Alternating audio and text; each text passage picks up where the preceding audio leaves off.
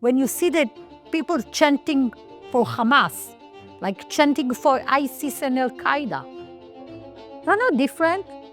It's a pathology of the collective. So to say that this guy is crazy, no, I think that we are in the West are crazy. As Sheikh Ahmad Yassin, the founder of the Hamas, told me in a 5 hours meeting between us, they start global jihad against the West. I asked him, would you allow your son get in a bus and blow himself up? Where I come from, a lot of what you said makes you extremist, far right. Our governments wish to silence the very people who have direct knowledge of this culture and this threat. There was a famous suicide bomber that they caught from the PKK. And she said, I thought all the time about my mother, that only my mother could stop me. You see this iron bar? He said, I can kill you with that, I can beat you with that. I said, why? Because I'm a woman, you will do that? You're a man? Are you a man? Do you want to live under this horror of terrorism? It will come to you, believe me, it will come to you. I'm Jonathan Sacerdoti. Dr. Anat Berko, thank you for joining me. It's great to see you here in Tel Aviv. Thank you, Jonathan. Thanks for having me. At this moment, there's a lot of talk about prisoners being released from Israeli jails, Palestinian prisoners, security prisoners, terrorists. And you are probably the person who has spoken in detail to more prisoners and really got to know their inner world. So can you give us a bit of an idea, firstly, who are these people that are being released now? Like 20 years, face-to-face with terrorists, first-hand research, such a long time, gave me a lot of insights. But those people whom I interviewed told me that they wouldn't stay in jail for the long term. And they were sure, each one of them, even the founder of the Hamas organization, Sheikh Ahmad Yassin, that our next meeting will be in the Gaza Strip.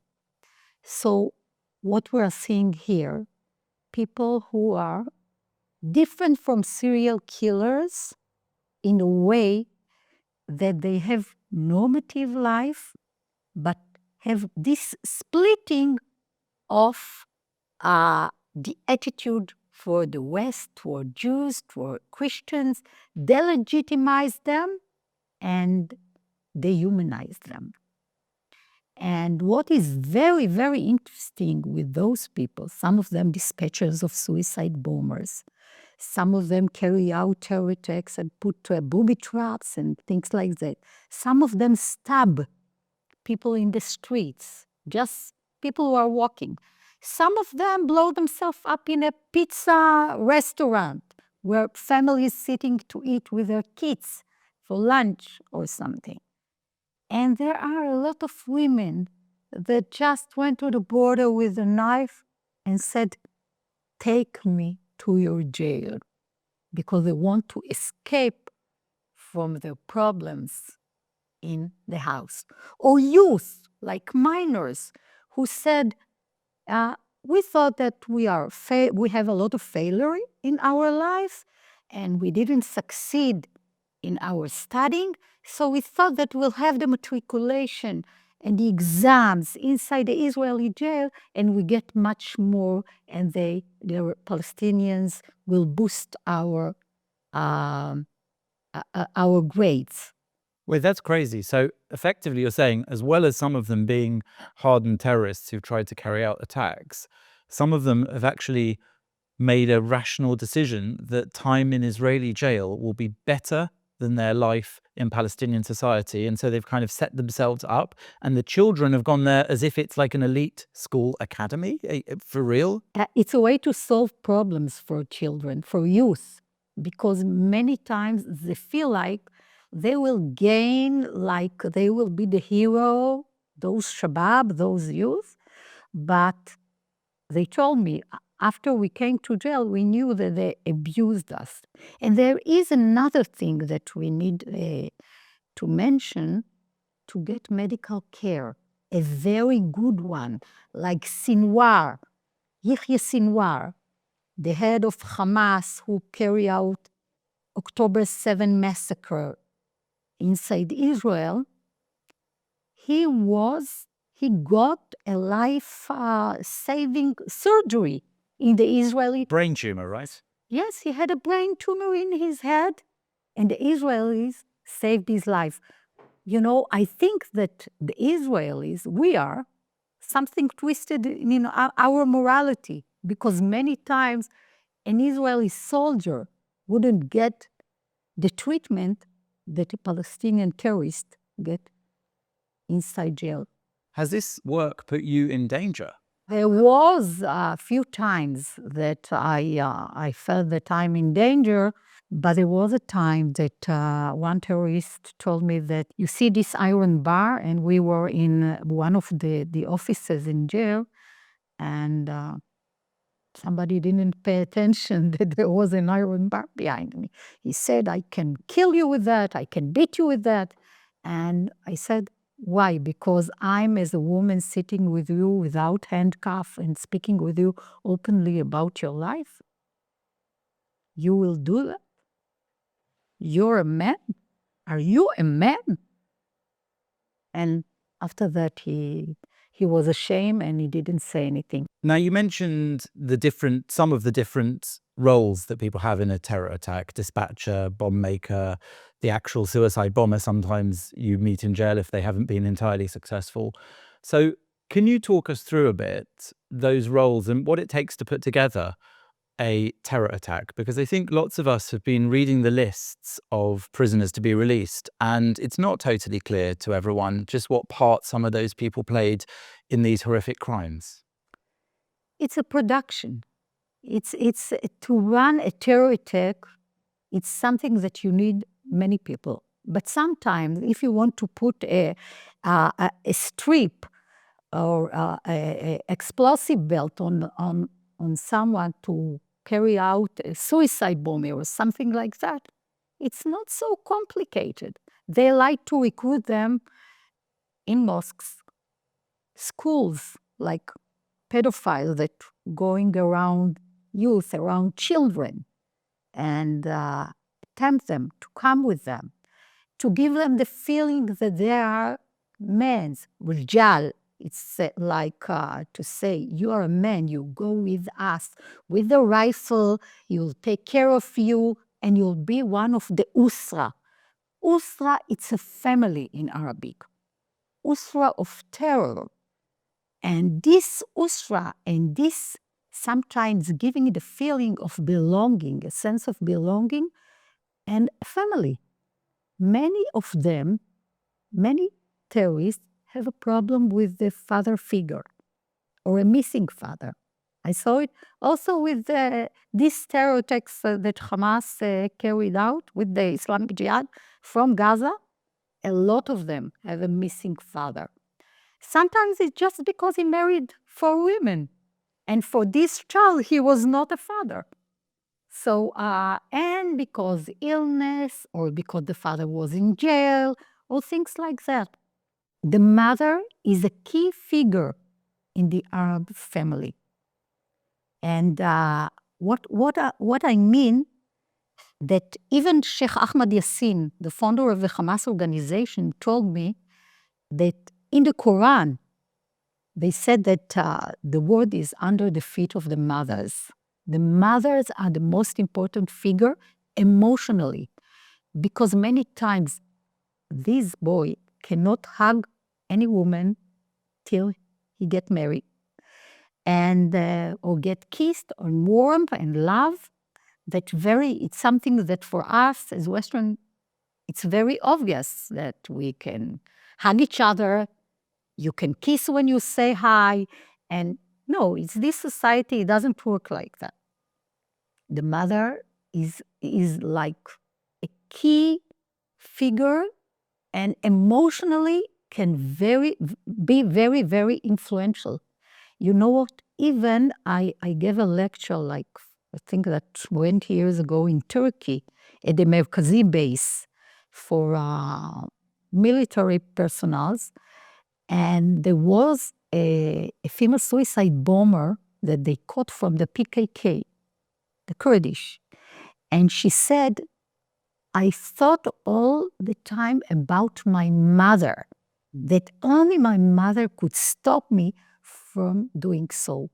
And many terrorists that I interviewed told me I couldn't do it because I thought about my mother, that they changed their mind in the last moment.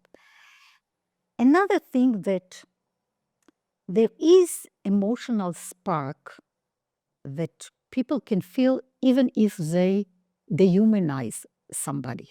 I'll give you an example, Jonathan. There was a famous suicide bomber on her way to her target with another boy. Actually, he went to other direction and she went to other direction. And she told me, I told him, he was 16, 17, and I told him, you don't know anything about life. Why you are doing so? She tried to convince him not to blow himself up. She was 19.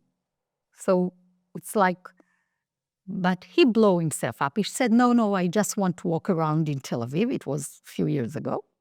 And she went to blow herself up, and she told me, I saw a woman carry her baby in a carriage, and the baby looked like my nephew.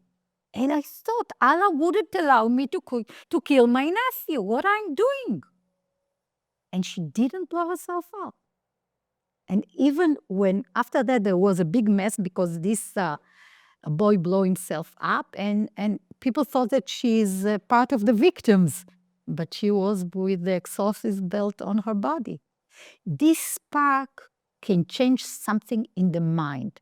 Another thing is a fatwa.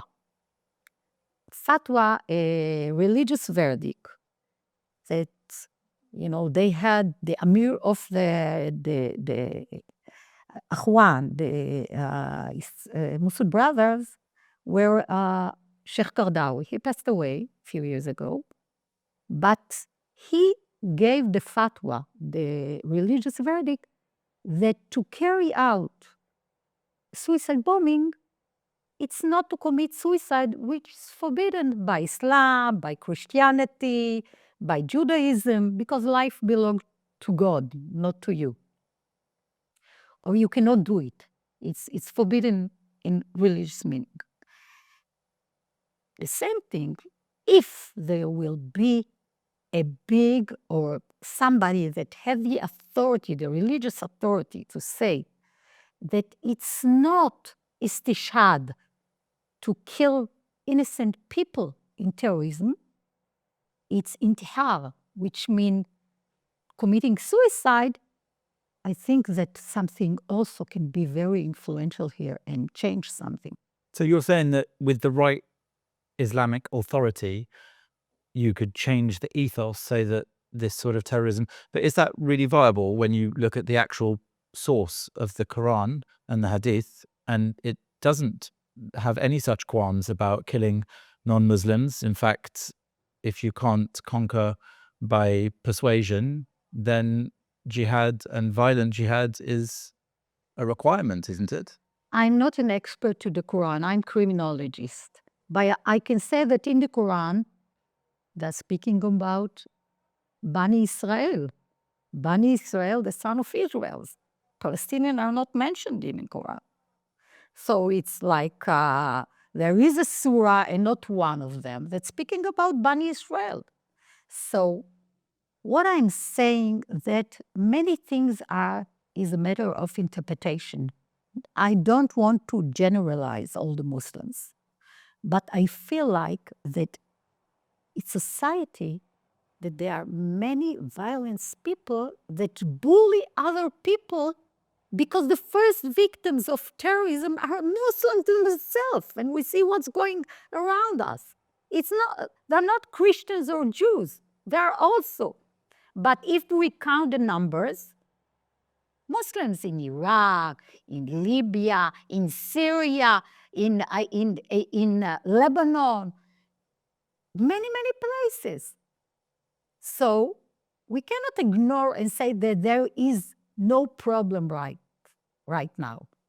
And it's not just about global intifada. They start global jihad against the West because the perception that the West is corrupted place. as Sheikh Ahmad Yassin, the founder of the Hamas, told me in a 5 hours meeting between us in 1996, and he was released after a few months. He told me, I asked him, would you allow your son get in a bus and blow himself up and to kill Jews in Jerusalem, let's say? And he said, my son, and this is the answer, the son of Sinwar or Ismail Haniyeh, they didn't, even the son of Nasrallah.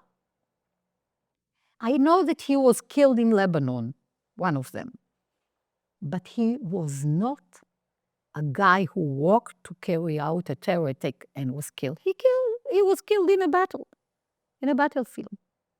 So they don't send their own children because, as one of the dispatchers told me, a mastermind that they want to just release him now from the Israeli jail, everybody has his job. I need to dispatch him and he needs to go. The other thing that I think that we need to mention, that we are in an era that the sushi conflict is the conflict. What is the sushi conflict? Sunni-Shia conflict. And we see it in Syria right now. And this 1400 conflict is much more than any other conflict that the Sunni Muslims have with Christian or Jews. I'll give you an example. Sheikh Abu Ter, deputy prime minister of Hamas in like 15 years ago, told me face to face, I prefer that my son will marry a Christian woman or a Jewish woman and not a Shia one, because they knew the truth and asked from it. They hate the Shia. And what Hamas became to be, like Islamic Jihad, are the proxies and Iranian Shia militias. And the Iranian try to find roots of the Palestinian with the Shia. A lot of people from the Sunni world, whom are the majority in Islam, hates them because of that. They actually acted as a Shia militias. And there is Shia doctrine inside Gaza, and you see a lot of pictures of the Caliph, Ali, the most important Caliph for the Shia, in Gaza. Many people converted to Shia from Sunnah inside Gaza. Do you think as a result of the Iranian influence in Hamas and then for general society in Gaza? So it's quite mixed up really in that respect. Because the Iranians want to deport their revolution, Shia revolution, everywhere. It's not just about killing the Jews. The enemy are the Sunni world for the Iranian. I don't have anything with the Iranian. You know what? My father, I'm from Iraqi origin. My father, when he fled from Baghdad, before I was born in Israel, he spent 2 years in Iran. He got a shelter and he was fluent in Farsi. You know, he told me, there are amazing people in Iran. So smart and brilliant. And there were a lot of Iraqi Jews there, many Jewish people. And he got the shelter, and from Iran, actually, he get to Israel and made Aliyah. You've interviewed so many terrorists, Palestinian terrorists in Israeli jails, but not as an interrogator, as a psychologist, as a researcher. Criminologist. As a criminologist. It's kind of like Silence of the Lambs. You're going in there to speak to these mass murderers, terrifying people, dispatchers or stabbers or bombers, and yet you bring out the human in them. So tell me a bit about what it's like to go into these jails and meet those people face to face, and what are you aiming to get out of your conversations with them? You need to touch your enemy. You need to get inside his mind. You need to understand how they think, what is the mindset. And what I did, it was for, academic purposes, but there is a lot of insights for security purposes and also for psychological warfare. How they think, what is the most important things for them in their family, in their life? What is the interaction between people in this society? And how they treat women. Women, it's can be very influential.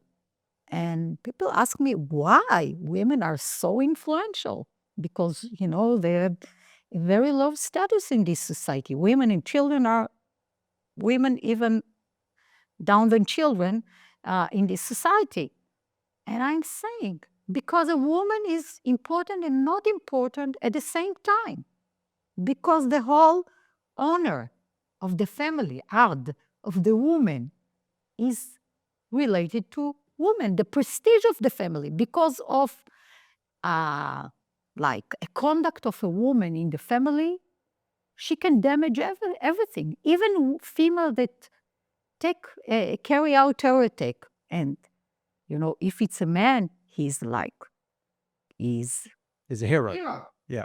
But for a woman, she's damaged good. That was very, very evident in there, that a woman who carries out these attacks isn't actually lionized. She brings shame, which is the worst thing you can do to the family. But they put it in silence. They wouldn't say it, but indoors, they'd say, what's wrong with this woman? Why she need it? So I got a question about that, because I think there's a sort of perverse cheering on of female prisoners. So in the first week of this current exchange, or blackmail as I prefer to call it, so in this first exchange, these women were released, women and children, in the first week. And they're going to go back into society now. And you're saying they're going to go back in as damaged goods. What use will they be? How will these women who've been released, in the West, people are cheering them on as feminist icons because they joined in the fight to free Palestine. But what's going to be their reception when they come out? It's another way of oppression, of oppressing women in this society. Because people from Hamas, prisoners from Hamas, terrorists, convicted terrorists, told me, my son wouldn't marry a woman like that. For my daughter, I wouldn't let her go to demonstrate in the street.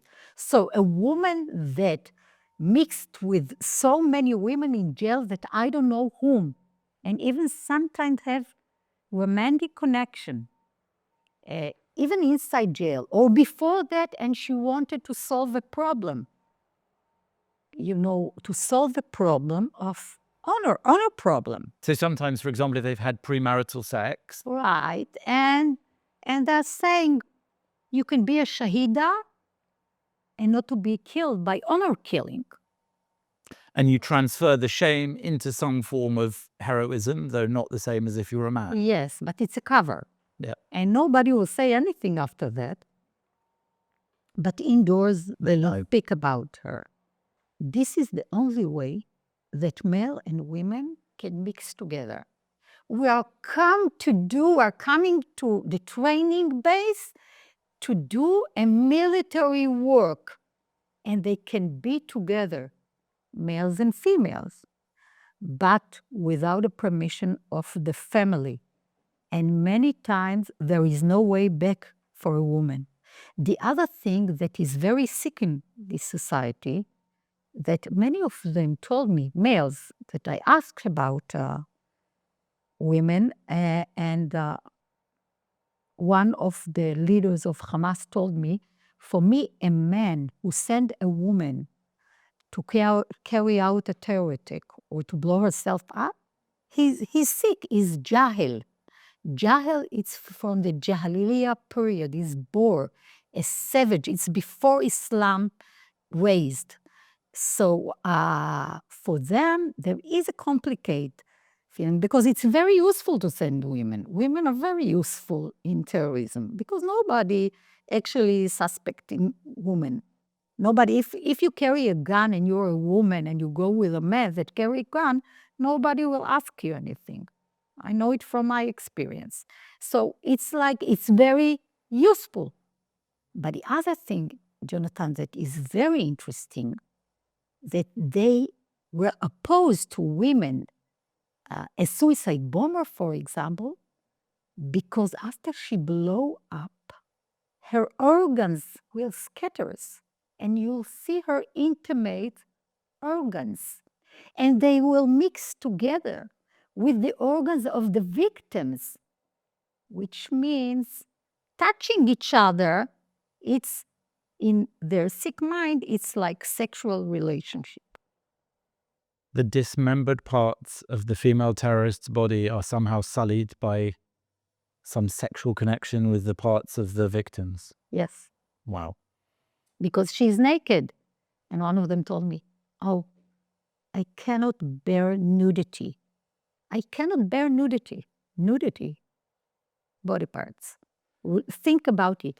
And they normalize violence. They normalize it. And this obsession with the West, like dealing with women in the West, you know, I asked Sheikh Yassin, would you allow your daughter to be a professor or to travel or to do things? And he said, yes, like you, yes. But in a certain circumstances, because I don't want her to present when she's naked, and her brother should come with her. Do you think that any professor in the West, or if I go to give lecture, I'm naked?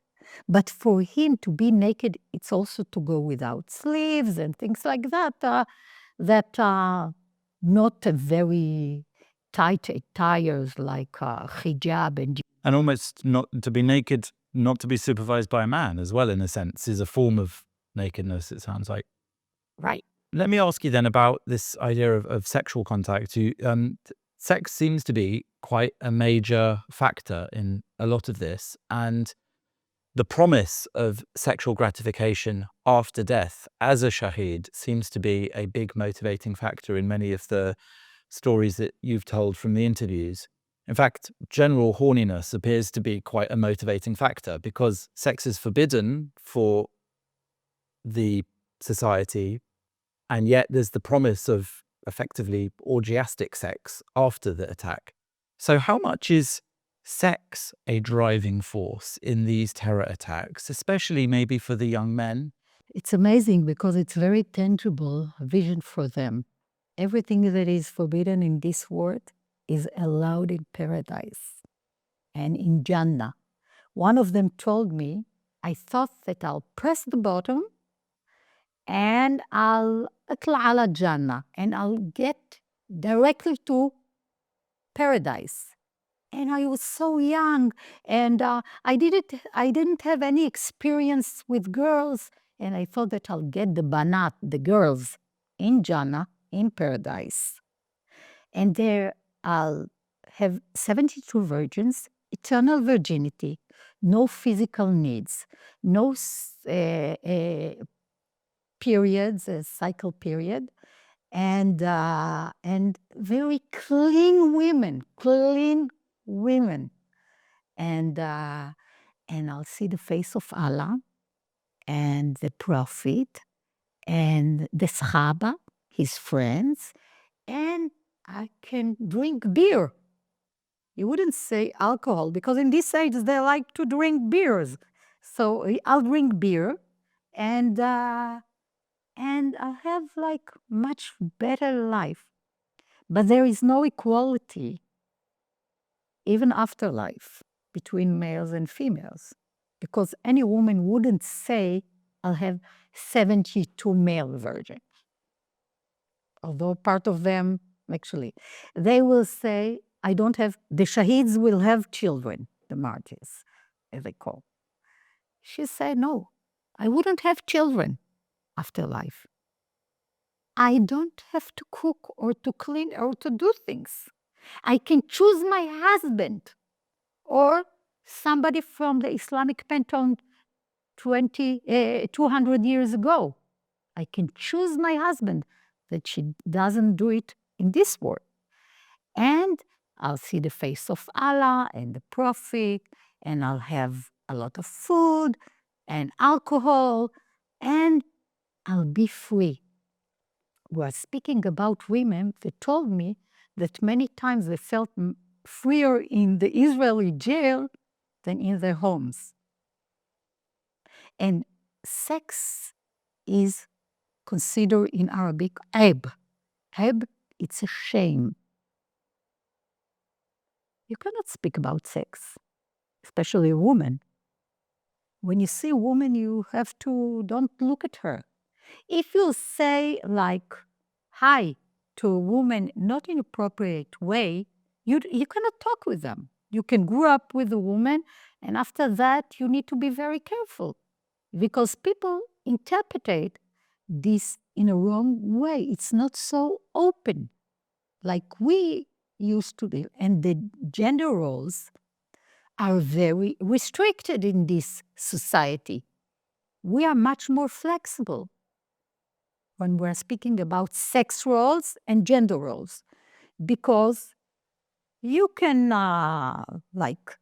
change diaper for your baby or taking and you can cook and do things. A man in this society can cook, but if his brother will see him cooking, it will be a big shame. So the society is very different from those we know in the West, and even here in Israel, in the Middle East, it's much more assimilated and modern for many, not for everyone. How much are these traditional ideas and these particularly religious ideas so widespread? For example, these visions of the afterlife, of seeing the face of God, of the virgins, of no premarital contact with the opposite sex. Are these really fundamental parts, or is this actually about resistance against the occupation, against Israel? Is this a legitimate freedom fight, as many in the West try to see it? Maybe they say they're not justifying terrorism, but they are, let's say, understanding it. You seem to be making out that this is far more about religion. Let's say something, and we will take Gaza as a case study, okay? In 2005, there was disengagement from Gaza. And at that time, there were no Jewish people, no soldiers, no settlers. In 2007, after that, they kidnapped Gilad Shalit, an Israeli soldier. He was the only Jewish in Gaza. So what we are talking about, we are speaking about Gaza as Islamic Emirate, Israel in the international border, Egypt on the other side, whom same language, same culture, same religion, and Gaza was part of Egypt before the Six-Day War in 1967. And we need to take Gaza as a case study for Palestinian state. Those people, those barbaric savages who infiltrate to the state of Israel, killed and burned babies, raped women, killed elderly, cut organs, and played with human organs. Those are our neighbors. And I don't think that somebody need to give them a price for what they did on October 7th. And be aware to that everything that starts with the Jews do not stop with the Jews. As they told me in Arabic, one of the terrorists, نبدأ بالسبت ونخلص بالأحد. We'll start with Shabbat and finish on Sunday. Think about it. This is very, very important to internalize this and to understand that the West have the same enemy. Nothing stopped with the Jews, nothing stopped with Israel. And in that respect, we translated in English, first the Saturday people, then the Sunday people. Israel is the gatekeeper to the West. It's never popular to be the sentry who shouts out about the danger that's coming, but those of us who ignore them do it at our own peril. And we need to say that in between Shabbat and Sunday, there are a lot of minorities and religions that they want to take it. And you know what? Israel not just the gatekeeper. Israel very, very helpful also to your country, the UK, and other countries. And I know that. Preventing terror attacks. We give a lot of intelligence to Turkey, to Egypt, to Jordan, to the UK, to the US, to prevent terror attacks there. And to speak about occupation related to Gaza, actually, we feed the people who are killing us, who are murdering us. This is a big, big problem. We need to cross the border and to say, never again. You wouldn't be allowed to work in Israel, to get water from Israel, to get food from Israel, and to smuggle a weapon from Israel. Go to Egypt. Same language, same culture, same religion, a lot of you El Masri with your surname. What do you want? What do you want from us? This is the international border. And let me remind you, Gaza was part of Egypt before the 6 Days War. So it was part of Egypt. It can be. Gaza, the fact, in fact, Gaza was Islamist emirate, independent one, that they can do something amazing from this piece of land. And believe me, I know. I was in Gaza many times. It's a beautiful place. But they try to say, oh, we'll live in refugee camps and we see towers from concrete. They had a beautiful place. They married women from Egypt because they could pay the dowry that in Egypt they cannot pay. They had better life than in every Arab nation around us. But this Palestinian victimhood and Palestinian genetic refugeeism, if you can say, is amazing. You know, my parents fled from Iraq with nothing. Nothing. And look, I show you the pictures of my family. They looked Arabs. They fled from nothing and started from scratch. So am I refugee? And I'm second generation. Am I a refugee? My children are refugees. No, we try to build ourselves, to get the best education, and to provide for our families, and not to make career of refugees with the help of the UN that really perpetuated that. That perpetuates that with UNRWA, that gave shelter, and a lot of UNRWA workers committed terror against Israel, and the UN actually works against the interest of the West right now. And if we wouldn't change it, the UN, it's a rotten organization, you know.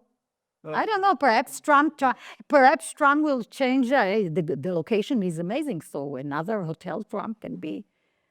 I think in that respect, the UN is actually working against the interests of the Palestinians as well by keeping in this perpetual cycle of refugeehood. So if it's not motivated by resistance to Israel, it is motivated by resistance to Israel in another capacity, which is religiously. Tell me about this concept. In your book, you mention it of Shahada mania, what goes through the mind of these terrorists, and it is almost a spiritual moment for them. I actually defined the word Shahada mania, and I suggested to put it into DSM of the psychiatrist as a disorder, because there is something very special in the mind, like a drug addict obsession to kill people, like a drug addict want to get his necks fixed, the dosage of drugs. The same pattern. There is a duda in Arabic, which means worm, a worm, the digging inside the mind. I must do it, I must do it. The tunnel vision way of looking at things. And we all kuffar. The Christians, the Baha'i, the Hindu, the Jews. In their mind, we are we are not have as Sheikh Yassin told me, you cannot stay Jew, Kufa, non-Muslim. non-Muslim, and you cannot stay Jews because we are the last religion, and you need to recognize that this is the right one. So this is the concept of Islam, was that it should replace Jews. Jews could convert to Islam. And he told you that, the founder of Hamas told you very openly, as he did in all his interviews, that this was their aim. Is that correct? Yes, he said, no, you cannot stay because, I recognize in your Torah and the Injil, the Christian book, the New Testament. I recognize your Torah and the New Testament, but you do not recognize my Quran. And this is the true one, the true message, and you need to recognize it. And the other thing that he said, we wouldn't stop, never. We wouldn't stop because we think that the Jews do not have right to exist. And you know what is interesting? In the West, we are speaking about human rights. Let's start to speak about human life and try to protect our democracies and the platform of our democracy from abusing by people who want to ruin us and definitely do not want to live according to our democratic values, but just want to impose our Sharia, their values, Sharia rules. The majority has the right to protect himself from the minority if the minority try to change the majority or to abuse the majority in the system. So I want to offer, let's do it. Let's protect ourselves and moderate Muslims that are also in this system that are abused and their children brainwashed. What? I called it in my books, to be a shaheed or not to be, brainwashed, that they took the minds and kidnapped the minds and poisoned the minds of youth and kids. Mossab Hassan Yusuf talks about this a lot. As the son of a spiritual leader within Hamas, he says that the Palestinian cause and the Palestinian leadership hijack the lives of Palestinian children. He doesn't even identify as Palestinian or them as Palestinian. He calls them Arabs. Arabs. He says that is a child abuse, sacrifice of children even to send them into... But UNICEF is not dealing with that, right? They're not speaking about this abuse of children or sending children or using children as human shields in Gaza or elsewhere. So why do you think this is, that the West in particular, you've spent, you said, 5 hours with Sheikh Ahmed Yassin, the founder of Hamas. He told you in his own words very clearly, Hamas continually tells us very clearly, we see in their words and their actions what they mean. So why is there such a blindness to this in the UN and in Western countries? I think that in the West they want the voters, the Muslim voters, and the Muslim voters acting very loyal to the leaders, even if they do not believe in it. But this is the community that they want to keep and the structure of their life. They ran away from oppression, but they want this oppression, bring it to a Western country. And I think that the West also, with this politically correctness and so-called everything is racist, people are scared to speak out. I think that now it will change because we pay such a price to be politically correct and to abuse the academia in such a way. You have now in the West madrasas, not universities. When you want to research in open minds and to do things and to write about everything and to express yourself freely. And a lot of Muslims even sue people in the West because they speak out. What is the open space in democracy?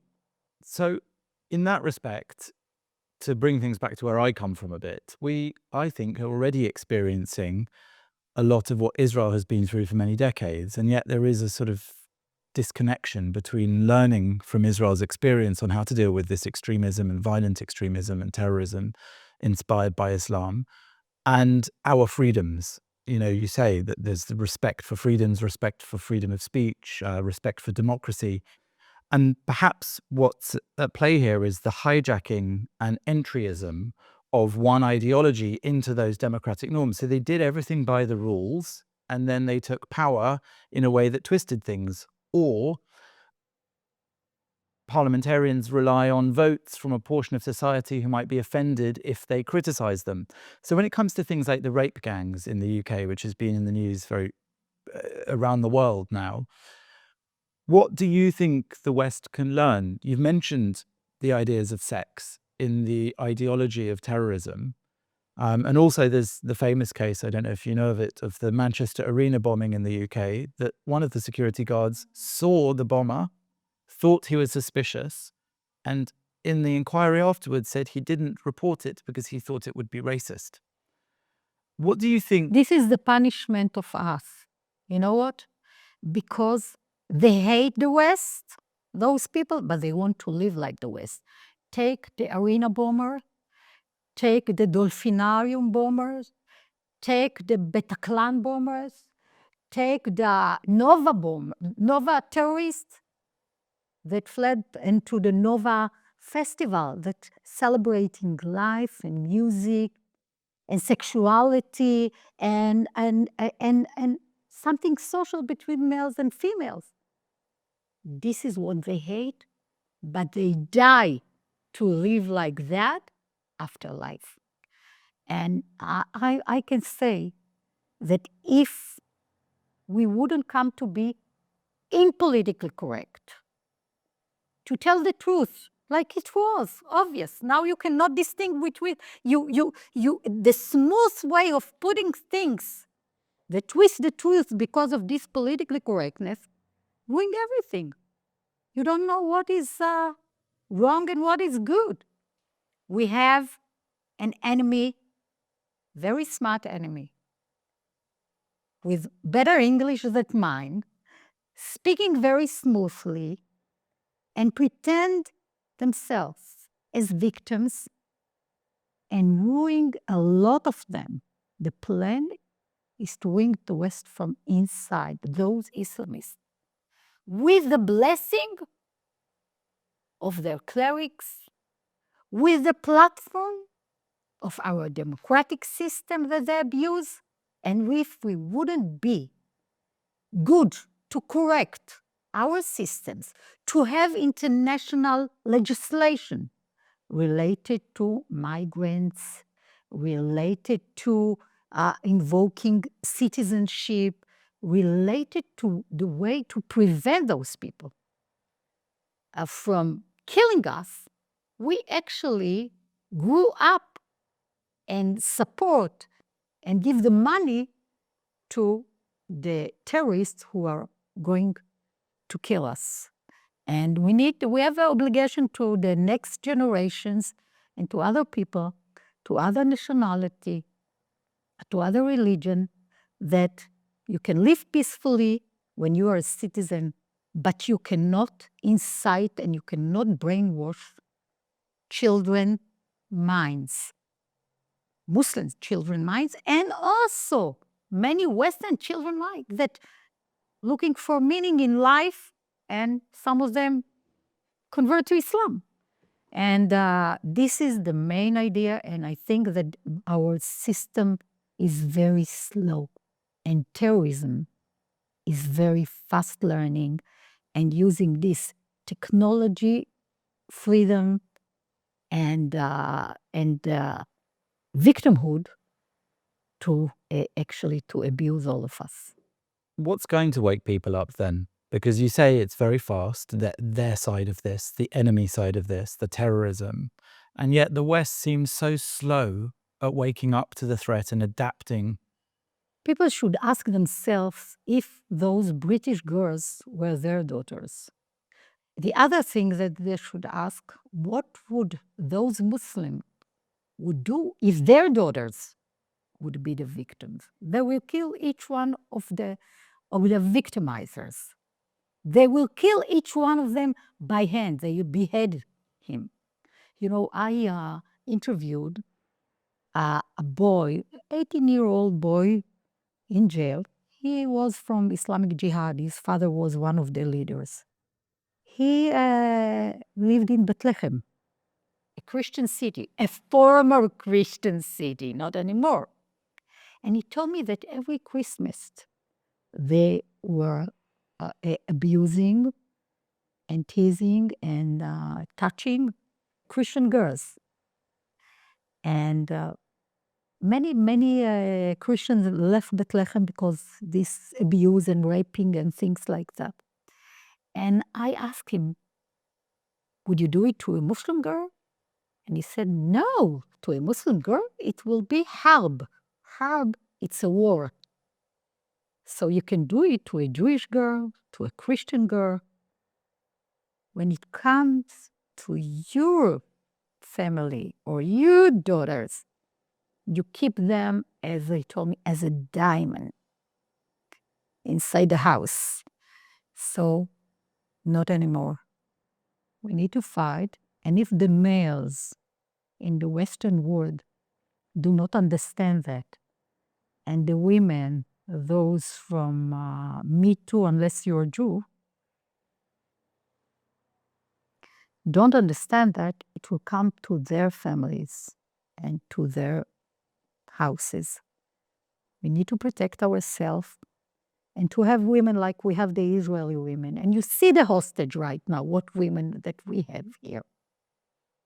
Such a brave women with the spirit, with like, they actually, something that happened in October 7. On October 7, you can have in many cities in Europe, inside Europe, I wouldn't say perhaps, but also in America, that people are bullying every day Western women, raping and teasing and bullying children and youth and students because they have another energy that we forgot to have in the West, energy to impose their way, their life, their mindset on other people. And if we wouldn't counter-terrorism, we wouldn't exist. You're very frank about this, and you know all this from your background as an Iraqi origin Jew and having knowledge of that world, and also from meeting so many actual terrorists and really getting to understand their culture and world. But where I come from, a lot of what you said makes you extremist, far right, and our governments wish to silence the very people who have direct knowledge of this culture and this threat.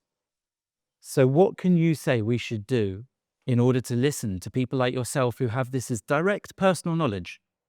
No, I think that you need to take your leaders, also my leaders, and military personnel to the lab, to prison, and to observe who are those people, how they act. I wouldn't say to speak with them because it's upgraded them, but to have the way to learn them. What I feel also, and I think that this was the big mistake of the IDF on October 7, that they didn't read. They had all the information. They had everything. Everything was open sources. They need to listen to the voice, to the language, to the music, and to understand that they are very, very not politically correct, saying, we will kill you, so they intend to kill you. We will murder you and your family, they intend to do it. Don't think, oh, this is their culture. And if they have honor killing, this is their culture. Let's, although it's a Western country, we wouldn't give severe punishment because this is their culture. To look at, and this is a very racist way to look at those people, in my point of view. And I consider myself as an Arab Jew. I like the tradition, the culture. There are beautiful things about family, about hospitality, about the food, about the connection and the deep connection inside a family. Those values are amazing. But I think there is something now that we shouldn't give up and saying, oh, this terrorist, he's a crazy one, mentally ill. No, actually, we are dealing now with society, as Professor Gerald Post, amazing researcher, psychiatrist, CIA person, told me. It's a pathology of the collective. So to say that this guy is crazy, no, I think that we are in the West are crazy, okay? I'm a very liberal person, but I'm right-wing related to our security, okay? And things that I said and wrote so many years ago, this is the reality. And we didn't put the dots together. Like in the UK, you do not put the dots together. Many criminal acts are actually not just criminal acts. So you need to put the dots, and we didn't do it before October 7. They raped, they slaughtered people, families like Fogel family, and raped girls, and cut organs, and did horrible things. But in October 7, the mass murder, the mass slaughter, the mass raping, people couldn't speak politically correct anymore. It was on the face, and because it was a big festival, music festival, the Nova Festival, and there were Israelis from everywhere. And it's not against settlers. It was inside Israel. Sderot or Nir Oz they're not settlers. It's the original Israel before the 67 war. But they are not speaking about living side by side with Israel, those Palestinian terrorists. They're speaking about Israel is in the sea. The Jews have no right to exist. And those useful idiots in the West that do not understand that they are not the victims, they are the victimizers. And they are very violent, very impulsive people. And this has come to them. And I think that we saw it at the universities. Universities, academia, academic freedom. We're speaking about it when you see that people chanting for Hamas, like chanting for ISIS and Al Qaeda. They're not different. Perhaps look different sometimes, but it looks the same, believe me. They are not different. Al Qaeda, ISIS, Hamas, Islamic Jihad, Taliban, more of the same. Look, it's in your face. Why you ignore it? Why you endanger the next generations? Why? Do you want to live in this horror, under this horror of terrorism? And let me tell you another thing. The Palestinians brought to the world many forms of terrorism. They hijacked airplanes. They have suicide bombers. They slaughter people. They have the October 7. Everything that you saw in Israel, adopted by their friends in the outside, in the West. And not just in the West. Let's take Nigeria, Boko Haram. Boko Haram. Why the girls that were kidnapped, something horrible and abused from their high school by Boko Haram, there was like, everybody spoke about them. And it was right to speak about them and to save their life. But here, even women organizations, and I'm a feminist, proud woman. You know that I had my career, my family, and I'm speaking a lot for women. They didn't say anything about the Jewish women who raped and kidnapped. Could you think about a place in the UK that those Pakistani gangs or others will come and they did it to you with your girls? Nobody can say that because they are so-called, as they call them, white trash, they can do it. They can do it to everybody. And if we wouldn't stop it, they will do it inside your cities. You know, we were lucky because in small communities like kibbutz or moshav, people know each other and they organize themselves, and there were a lot of victims. But if it will come to a big city, to towers and things like that, this will be nightmare. And this is nightmare right now. And if we wouldn't get this wake-up call, I don't know where we're going to. The regime would change. It's not about democracy. It will change to other things, and we don't want to. We need to protect ourselves. And the judiciary system need also to be faster, and perhaps to open military courts for security offense.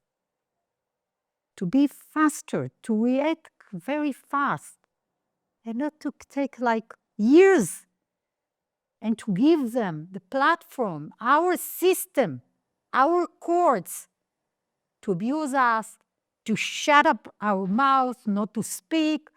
And because the judges will say, if I wouldn't allow this appeal, people will consider me as racist. So I must give the son of Abu Mazen to sue people inside Israel. No, it doesn't work like that. We need to struggle, and to struggle in all the fronts that we have as democracy. We need to protect ourselves from those savages who came directly from the 7th century with those ideas that speaking in codes, and when they are speaking in English, they have takia. Very pleasant way, very nice English, very pleasant, but this is the way how to say, we are not dangerous. We are like you, more of the same. No, we are not. And I'm speaking about that also to protect the Muslim community, the moderate Muslim community that also under terrorism. And just count the numbers that people killed by ISIS in Iraq, in Syria, by Taliban, by Al-Qaeda in Afghanistan, Pakistan, elsewhere. All those organizations, Ansar Bet al-Maqdas, Jabhat al-Nusra, Boko Haram, who are they? All of them against the West and against Muslims. Regular Muslims, moderate Muslims that just want to live. That's it. So we need to do something, to act, to be more active, and not to go to the way, it's not related to me. It will come to you. Believe me, it will come to you. Anat, thank you for your time. Thank you. Your deep insights and your massive experience in this area is something that I really hope more and more people don't just hear, but take on board in the decisions we all have to make. So thanks again. Thank you, Jonathan, for having me. Thank you so much.